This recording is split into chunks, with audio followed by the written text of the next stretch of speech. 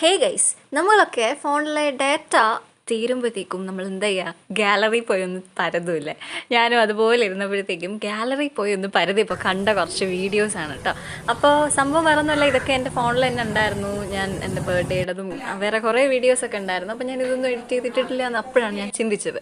ഇത് സംഭവം വേറൊന്നുമല്ല, എൻ്റെ ബർത്ത്ഡേയുടെ അന്ന് തന്നെയാണ് എൻ്റെ ട്രെയിനിങ് പീരീഡും കഴിയുന്നത് കേട്ടോ. അപ്പോൾ ബർത്ത്ഡേ ആയതുകൊണ്ട് തന്നെ രാവിലെ ഞാൻ ക്ഷേത്രത്തിൽ കയറിയിട്ട് നേരെ ഹോസ്പിറ്റലിലേക്ക് വിടുമായിരുന്നു. അപ്പോൾ ക്ഷേത്രത്തിൽ പോയിട്ട് ബർത്ത്ഡേ ഒക്കെ അല്ലേ, അപ്പോൾ അങ്ങനെയാണെന്നുണ്ടെങ്കിൽ എന്താ ഒരു പാൽപ്പായസമൊക്കെ അങ്ങ് കഴിപ്പിച്ചേക്കാന്ന് കരുതി.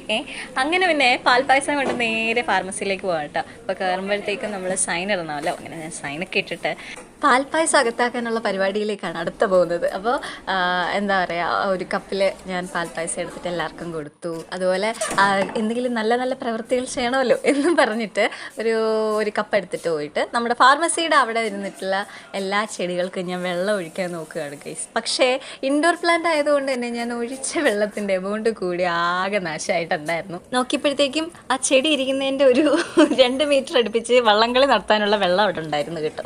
അങ്ങനെ അവിടെ ഇരുന്ന ചെടികൾക്കൊക്കെ വെള്ളം ഒഴിച്ചപ്പോൾ എന്തോ ഒരു സംതൃപ്തി തോന്നി. സത്യം പറഞ്ഞാൽ നല്ല സന്തോഷമായി. ബർത്ത്ഡേ ആയതുകൊണ്ടാണേ. അല്ലെങ്കിൽ ഞാൻ ചെടീനൊന്നും മൈൻഡ് ചെയ്യാത്തൊരു ടൈപ്പ് ഓഫ് ആളാണ്. പിന്നെ നമ്മൾ നേരെ എന്താ പറയുക, വെയിറ്റ് നോക്കാനായി പോയി. സത്യം പറയാം, വെയിറ്റും കൂടി കണ്ടപ്പോഴത്തേക്കും ഞാൻ ഭയങ്കര ഹാപ്പിയായി. കാര്യം 3 കിലോ കുറഞ്ഞിരിക്കുകയാണ് സുഹൃത്തുക്കളെ.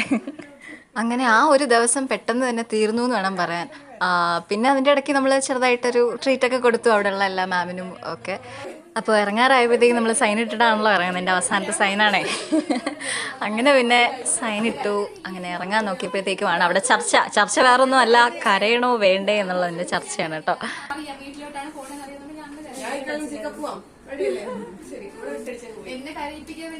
അവരെന്നെ കൺക്ലൂഡ് ചെയ്തു, കരയത്തില്ല, എന്തിനു കരയണം എന്ന്.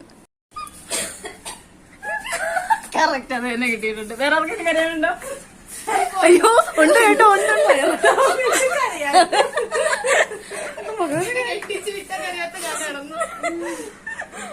കരയുന്നില്ലേ? എല്ലാരും കരയിച്ചിട്ട്